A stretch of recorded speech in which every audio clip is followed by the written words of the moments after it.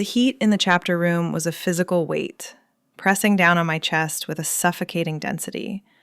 It smelled of burning sage, the metallic tang of fear, and the cloying scent of 50 bodies waiting for a collision. Across the circle of flickering candles, my gaze locked instantly with hers, Madison.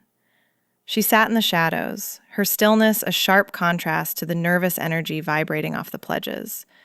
Beside her, Claire smirked, a predator sensing a shift in the wind. The empty wine bottle spun on the hardwood floor, a glass finger of judgment slowing, wobbling, until it stopped dead, pointing inevitably at me. To understand the sheer catastrophe of that moment, you have to understand the ecosystem we live in. For 3 years, I have been the architect of order in this house. They call it Hell Week because it strips you down to your rawest nerves. But while everyone else spiraled into hysteria, I sharpened. I was the structural integrity of the sorority. When the florist canceled, I had a backup. When the catering failed, I have a solution. I lived in the spreadsheets, in the cool, clean lines of logistics where feelings couldn't reach me. Claire was my antithesis. If I was the architect, she was the demolition crew. She moved through the house like a hurricane wrapped in designer silk, leaving a trail of emotional debris that I was always quietly sweeping up. We were natural enemies, not out of hatred, but out of physics.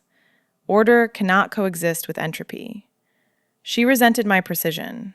I resented her refusal to be contained. This week had been a brutal siege of our opposing forces. I hadn't slept more than 4 hours in 3 days. The exhaustion felt like a heavy coat I couldn't take off, dulling my reflexes and thinning the carefully constructed walls I maintained around my own internal chaos. My coping mechanism was rigid, uncompromising control. I scheduled my breakdown for after graduation. Until then, I kept a sterile distance from the messy, fluid variables of the house. I didn't do late-night tearful confessions in the bathroom. I didn't do spontaneous, reckless drives to the coast. I stayed in the control tower, observing the drama from a safe, calibrated distance. It was a lonely altitude, perhaps, but it was safe. It was predictable. Or at least, it was, until the summons arrived. The house had been vibrating with a strange energy all day, a low-frequency hum that usually signaled a storm front moving in.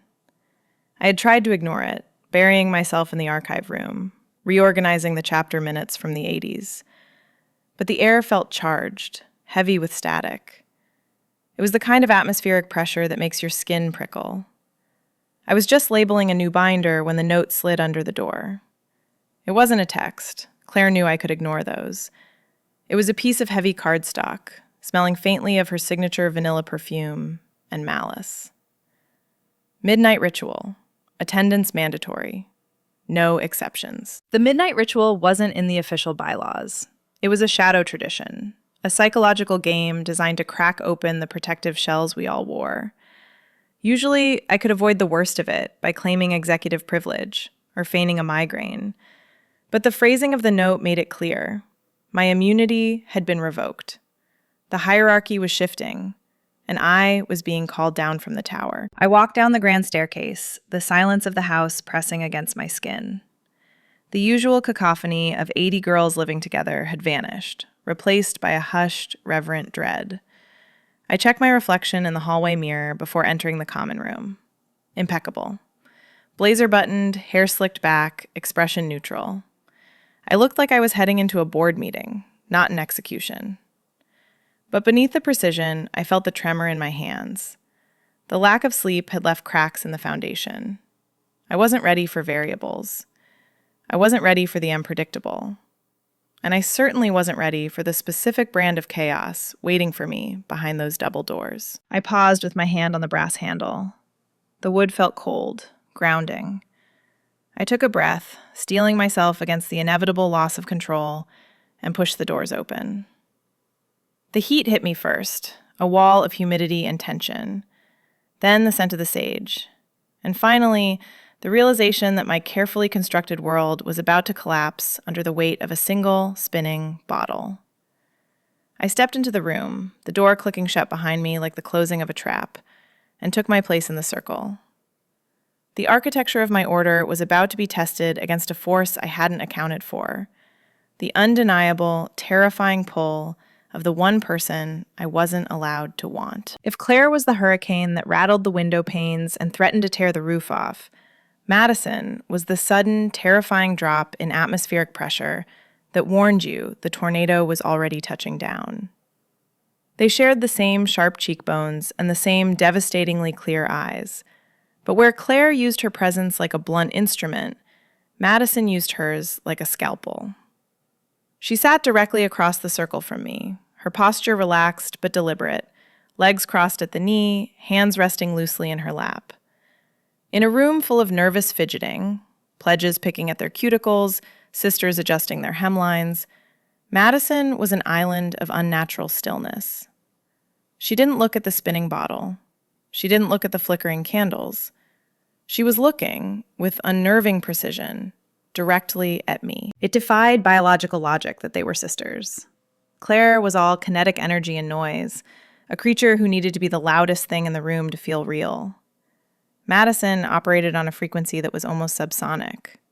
She was the anomaly in the bloodline, the quiet variable that my calculations could never quite account for. We had spent the last 2 years circling each other in this house like two apex predators sharing a territory that was slightly too small. We weren't friends. My war with Claire made that a diplomatic impossibility. But we weren't enemies either. We were something far more complicated. We were mirrors. There was an unspoken statute in the house, written in invisible ink across every wall. Claire's bloodline was off limits. You don't fraternize with the enemy, and you certainly don't let the enemy's sister see you bleed. But the friction between Madison and me had nothing to do with house politics. It was intellectual. It was the friction of two people who were the only ones in the room paying attention to the subtext. I remembered the first time I really felt the weight of that gaze. It was 3 weeks ago, during the chaos of recruitment planning. I was in the kitchen at 3 a.m., surrounded by color-coded binders and half-empty coffee cups, trying to salvage a budget that Claire had decimated with an unauthorized champagne order. My defenses were down, my posture slumped, my face buried in my hands. I hadn't heard her enter. I just felt the sudden shift in the room's density. I had snapped my head up, ready to put the mask back on, ready to be the architect of control. But Madison was just leaning against the counter, watching me over the rim of a mug. She didn't offer to help. She knew I would have refused. She didn't ask if I was okay. She knew the answer was irrelevant.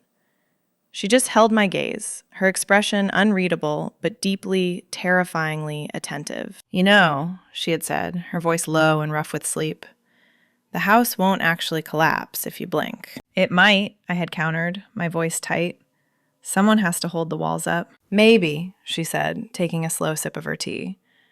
"Or maybe you just like being the only one who knows where the load-bearing beams are." She hadn't smiled. She hadn't tried to soften the blow. She had just looked at me with that unflinching clarity, stripping away the martyr complex I used to justify my control issues. In that moment, under the harsh fluorescent lights of the industrial kitchen, I didn't feel seen. Being seen is passive. I felt perceived. I felt dissected. It was a violation of my perimeter, but it was also the most intimate contact I had experienced in years. The air between us had charged, thick and heavy, transforming the space from a kitchen into something smaller, hotter. I had wanted to look away, to retreat into my spreadsheets, but I couldn't.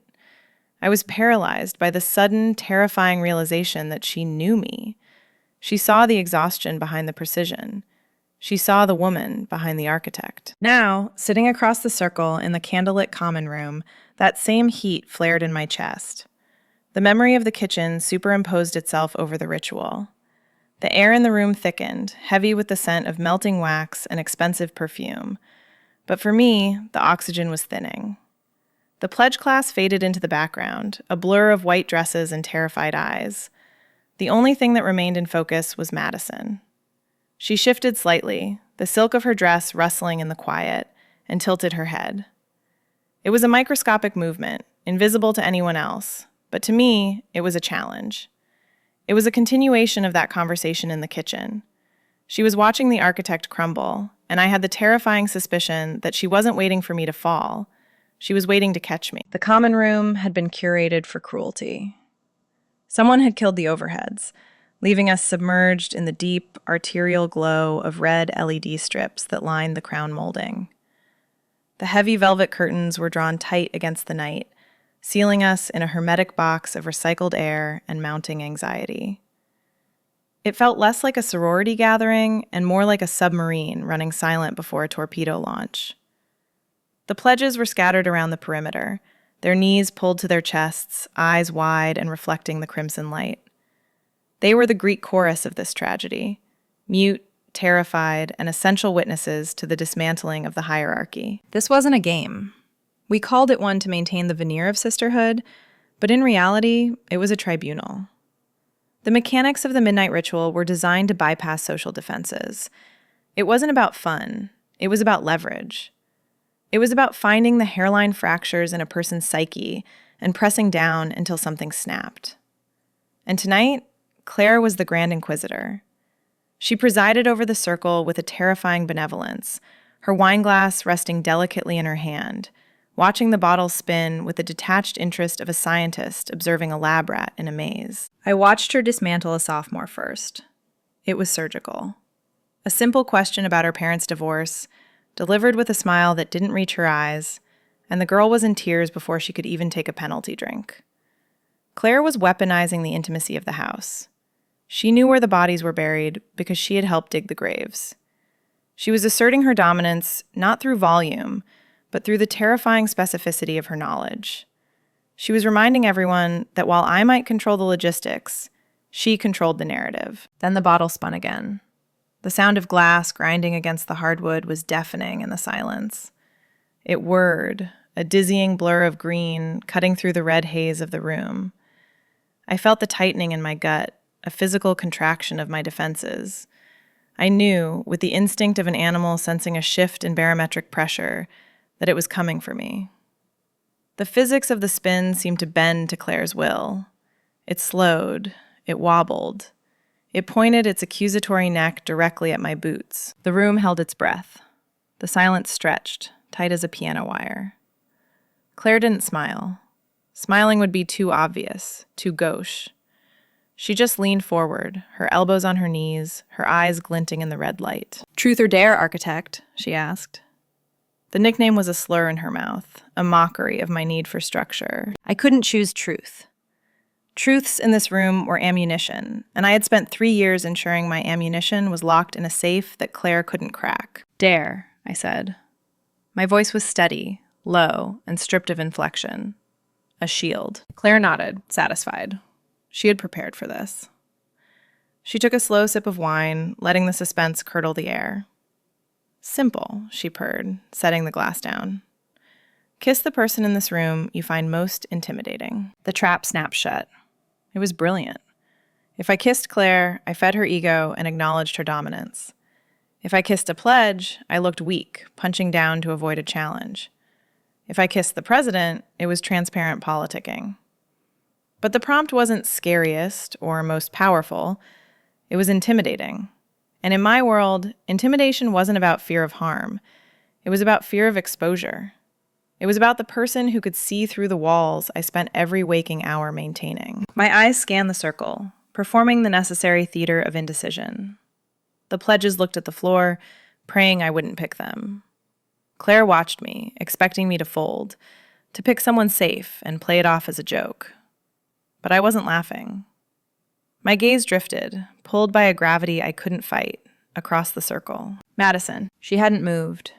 She was still watching me with that calm, terrifying knowingness. Intimidating, yes. She was the only thing in the room that frightened me, because she was the only variable I couldn't control. She was the anomaly. She was the one who saw the cracks in the foundation and didn't look away. To kiss anyone else would be a lie. And if there was one thing I prided myself on, it was precision. It was accuracy. The calculation finished in my head. The answer was dangerous. It was reckless. It was a direct violation of the house's most sacred treaty. But it was the only true answer in the room. I placed my hands on my knees. I pushed myself up. The rustle of my blazer was the loudest sound in the world, a whisper of fabric that signaled the end of the Cold War. I didn't look at Claire. I kept my eyes locked on the target. I took the first step into the center of the circle, leaving the safety of the perimeter behind, walking steadily toward the one person who could destroy me. The distance between my spot in the circle and Madison's chair was perhaps 10 feet. In the physics of the real world, that is 3 strides. In the distorted gravity of that room, under the suffocating wash of red light, it was an ocean. Every step I took felt heavy, dragging against the current of 50 pairs of eyes that were widening with every inch I closed. The carpet swallowed the sound of my boots, making the movement feel ghostly, inevitable. I wasn't walking. I was being pulled. I didn't look at Claire. I could feel her presence to my left, a radiating heat of confusion and sudden, sharp suspicion. But she was irrelevant now. The dare had been a weapon, and like all weapons, its danger depended entirely on who was holding it. She thought she had handed me a knife to cut myself with. She didn't realize I was going to use it to cut the tension that had been strangling me for 2 years. Madison watched me approach. She didn't uncross her legs. She didn't adjust her dress. She didn't blink. Her stillness was absolute, a void in the center of the room's chaotic energy. As I got closer, the details of her sharpened. The dark sweep of her lashes, the slight, rhythmic pulse at the base of her throat, the way her hands were resting, deceptively relaxed, on her thighs. She wasn't afraid. That was why she was the answer. Anyone else would have looked at the floor, or giggled nervously, or glanced at Claire for permission. Madison just waited, her chin tilted up slightly, accepting the collision course I had set. I stopped in front of her.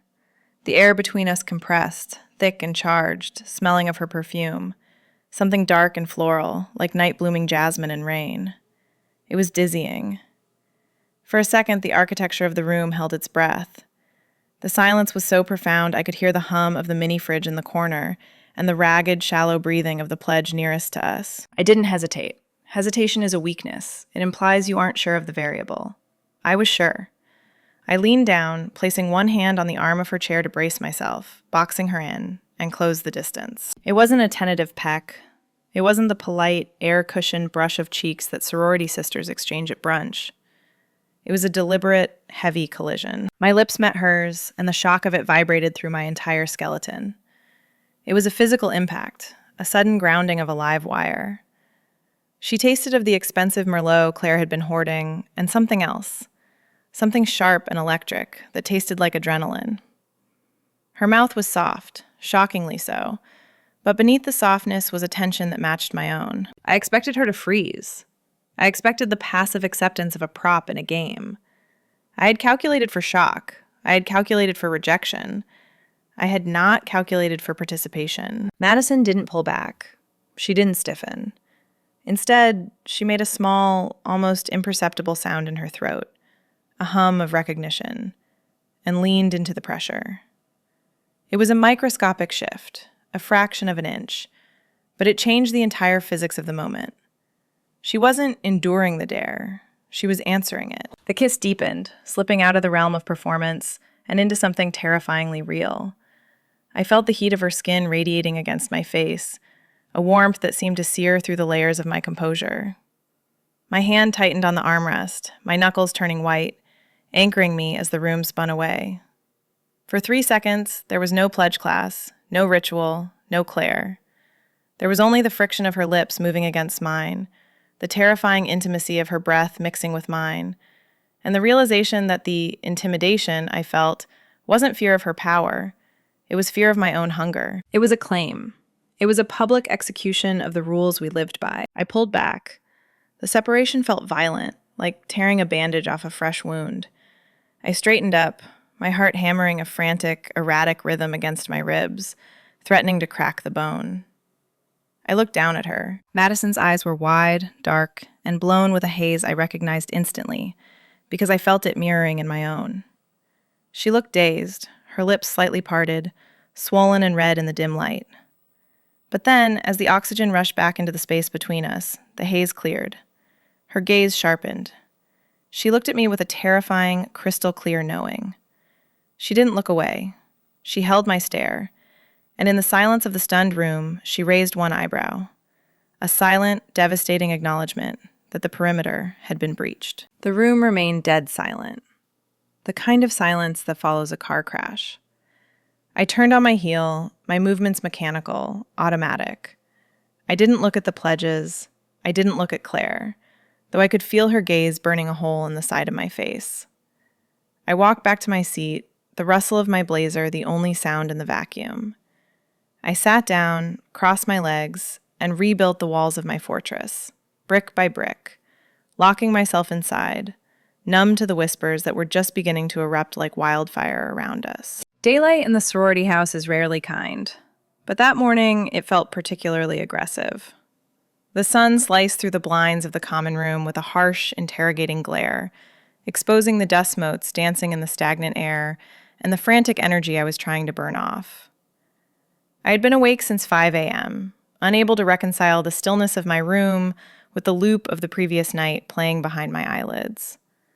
The sensation of the collision, the heat, the taste of wine, the shocking reciprocity of it, refused to fade.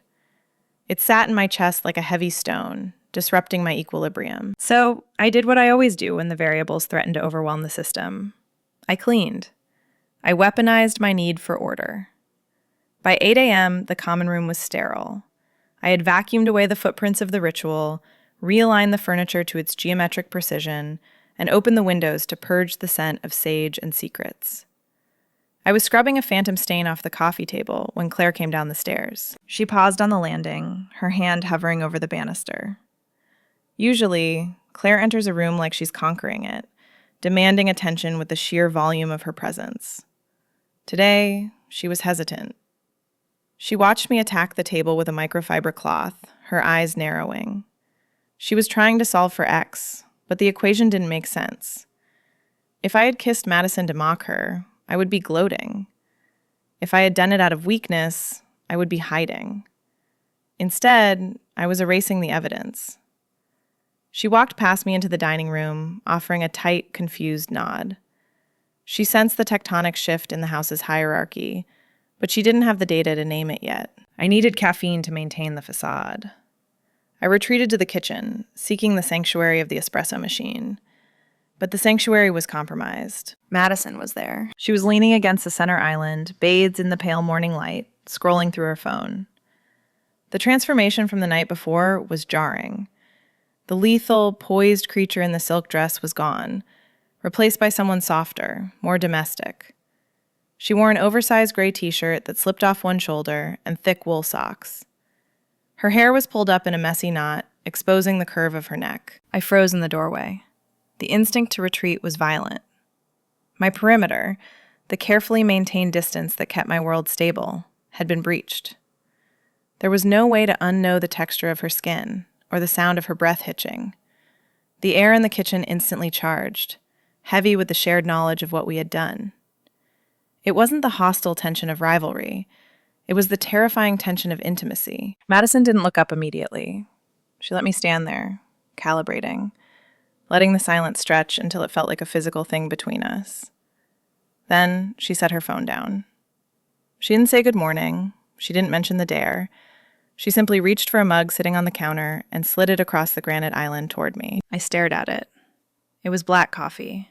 2 ice cubes. It was a neurotic, specific preference I had never vocalized to anyone in the house. I drank it that way because I couldn't wait for it to cool down, but I hated the dilution of water, so I only used 2 cubes. It was a detail so small, so insignificant, that noticing it required a level of attention I didn't think anyone paid to me. It was evidence of a surveillance I hadn't detected. I looked up at her, the question caught in my throat. "You're loud when you think," she said softly, her voice raspy with sleep. "Drink it before you vibrate through the floor." She picked up her own tea and walked past me, the fabric of her shirt brushing my arm. It was a power move, subtle and devastating. She was telling me that she hadn't just kissed me back. She had been studying me for years. She knew my patterns. She knew my flaws. The kiss hadn't been an accident. It was an inevitability. I stood there, gripping the warm mug, feeling the terrifying realization settle in. I wasn't the only architect in the house. Madison had been building something too, and I had just walked right into it. Then my phone buzzed in my pocket. A notification from the house manager. Cleanup crew assignments, archives, team lead, architect, assistant, Madison. Fate, it seemed, had a sense of humor. Or maybe Claire was just punishing us both. The archives were the subconscious of the sorority house, buried deep in the basement, windowless, and stuffed with 50 years of history that no one wanted to look at, but everyone refused to throw away. The air down here was different. It was stagnant, smelling of oxidizing paper, dry rot, and the sharp metallic tang of the old filing cabinets. It was designed for storage, not for two people whose dynamic was a volatile mix of Cold War politics and radioactive desire. The aisles were impossibly narrow. They were canyons of cardboard boxes that forced a proximity I wasn't equipped to handle. I tried to focus on the chronological sorting of the 2014 minutes, but my focus was fracturing. Madison wasn't filing. She was leaning against the metal shelving unit, watching me reorganize a stack of binders with a look of mild analytical amusement. In the tight confines of the room, her presence was overwhelming.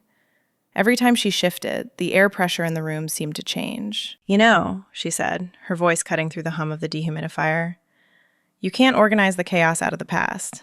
It's already happened." "I'm not trying to change it," I snapped, aligning the edges of the binders with a ruler. "I'm trying to make it retrievable. There's a difference." "Is there?" She pushed off the shelf and took a step toward me. The aisle was barely wide enough for one person, let alone two. "You treat this whole house like a math problem. If you just balance the equation, if you just stack the boxes straight enough, nothing will fall." "But things fall, architect. That's gravity." She was dissecting me again. It wasn't malicious, it was surgical. She was peeling back the layers of my control to see what pulsed underneath. I turned to face her, trapped between the shelving unit and her. The space between us was less than 6 inches. I saw the flecks of gold in her eyes, the flush on her neck from the unventilated room. "Someone has to keep the structure standing," I said, my voice lower than I intended.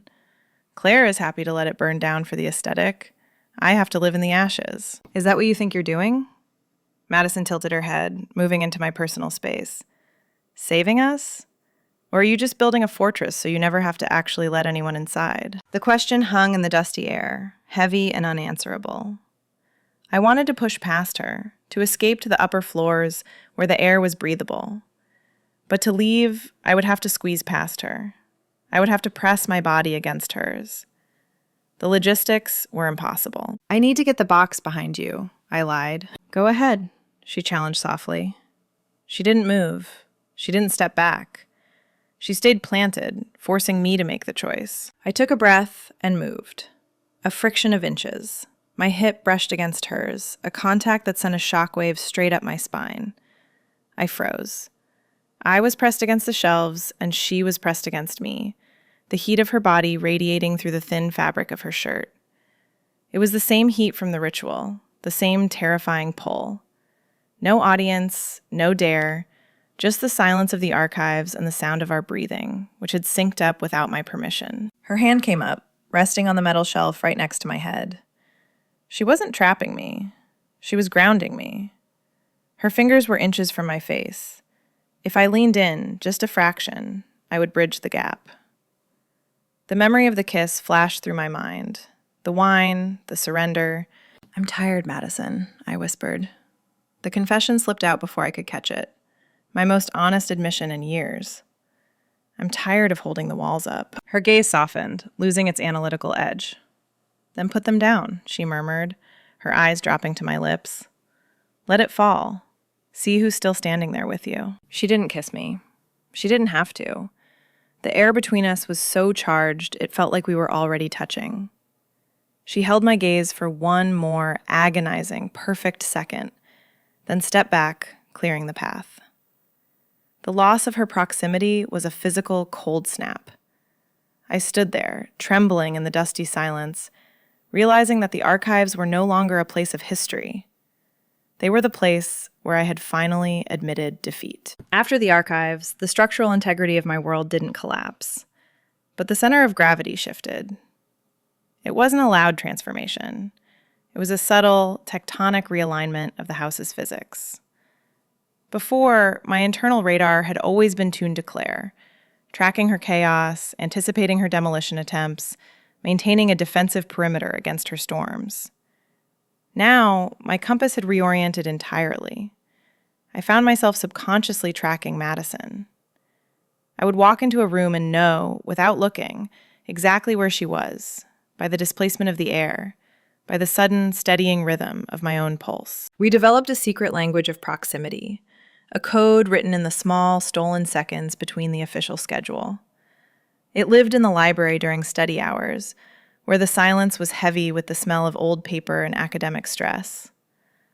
I would be buried in spreadsheets, trying to force the budget numbers to balance, and I'd feel the deliberate nudge of a foot against mine under the heavy oak table.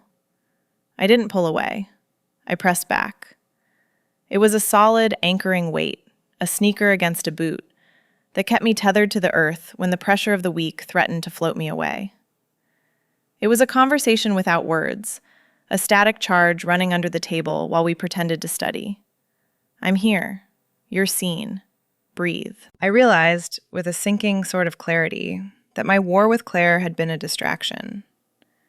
I hadn't been fighting her because I hated her disorder. I had been fighting her because she was the gatekeeper to the one thing I couldn't allow myself to want. The rivalry was a safe outlet for an intensity I was too afraid to name. Fighting Claire was easy. It was just noise. Wanting Madison was the signal, and it was deafening. The tension culminated in a debate over House Rule 14 during a chapter meeting, a mundane discussion about visitor protocols that we turned into absolute theater. The perimeter is there for a reason, I argued, tapping my pen against the mahogany table, my voice sharp. If we allow unchecked entry, the security of the house is compromised. We need constraints. Madison leaned back in her chair across from me, twirling a pen with aggravating dexterity. She wasn't looking at the bylaws. She was looking at me. Security or isolation?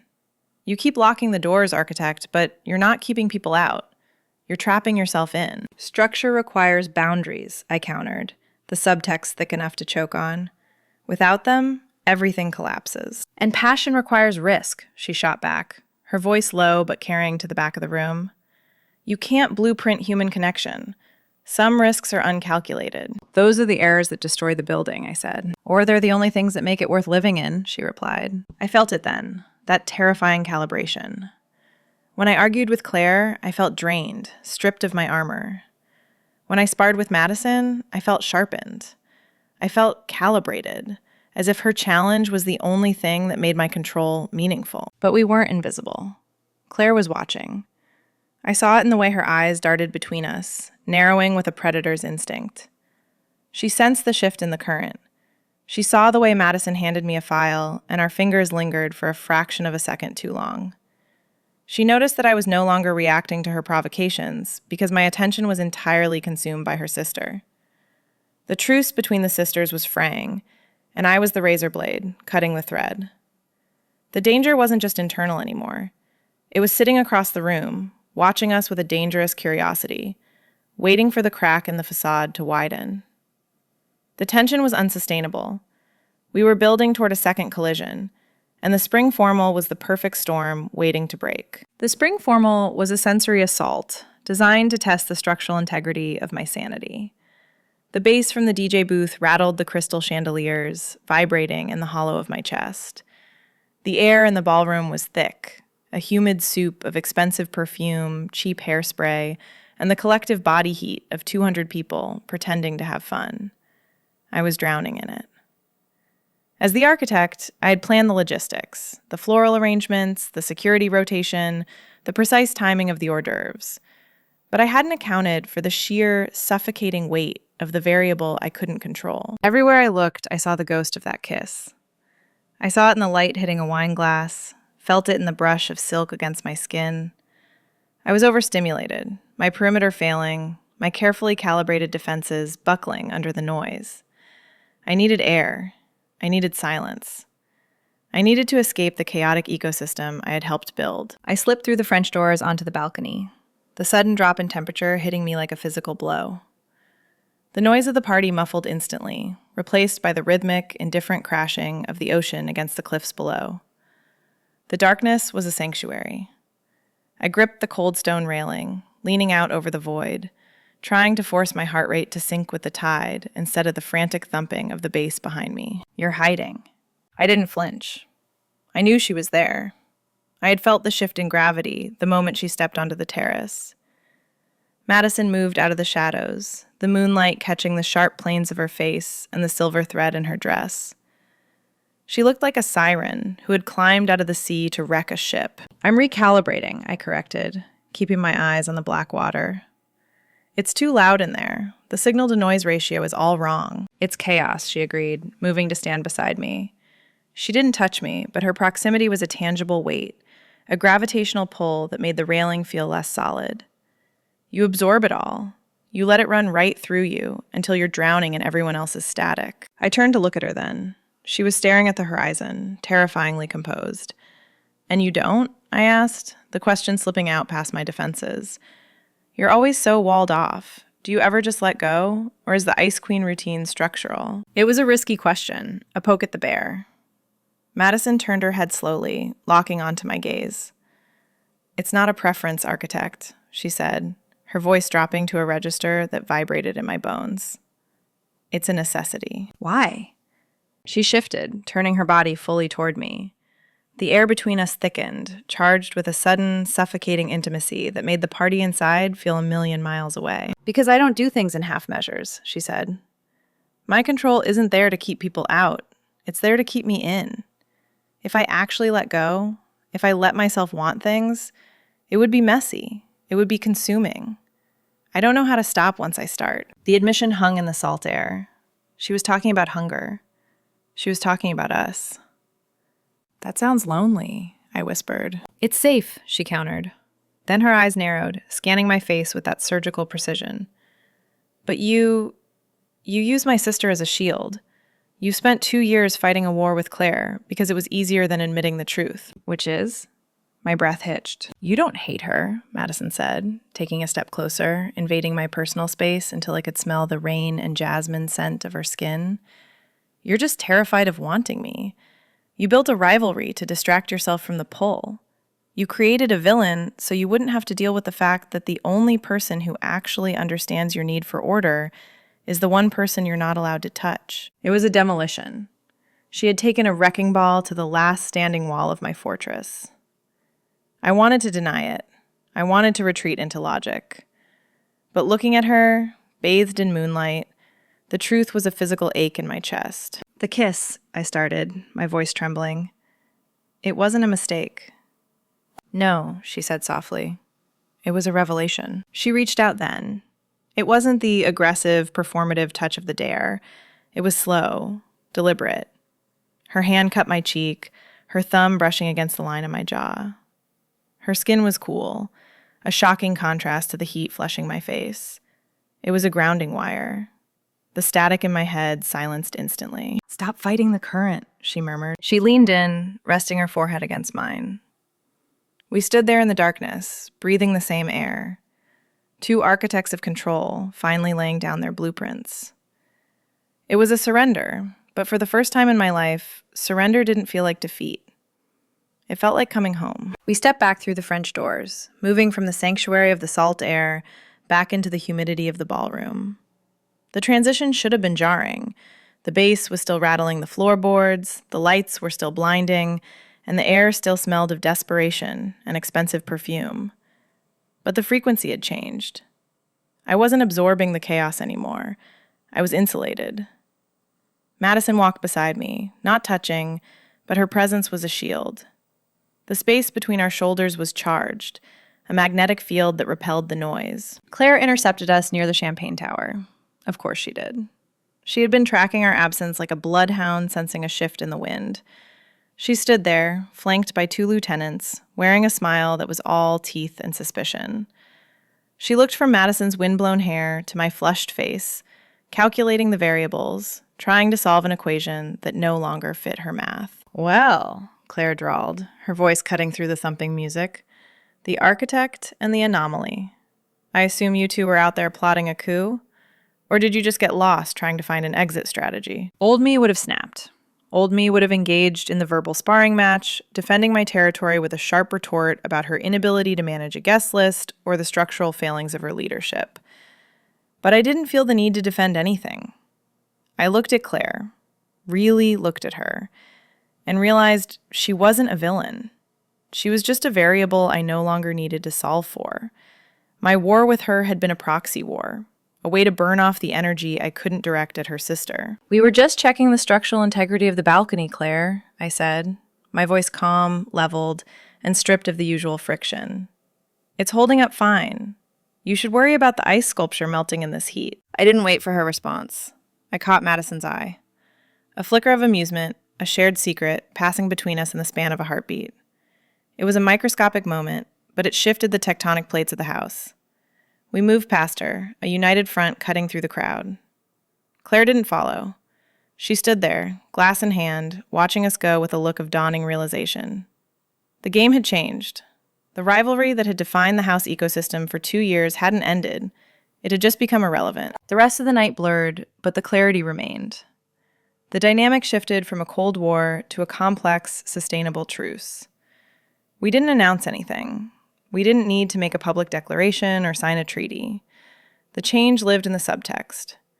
It was in the way Madison would hand me a drink, her fingers brushing mine with a deliberate, lingering pressure that no one else saw, a silent confirmation of the new perimeter. It was in the silence we shared in the corner of the room, no longer a battle of wills, but a comfortable, heavy quiet, where we could just exist. The open loop of our relationship became the only structure I cared about. We were still the architect and the anomaly, order and stillness, but we were no longer opposing forces. We were a binary star system, orbiting a shared center of gravity that we had finally stopped fighting. I used to think control was the only way to survive this house. I thought if I built the walls high enough, if I organized every minute, I would be safe. But safety is stagnant. Safety is lonely.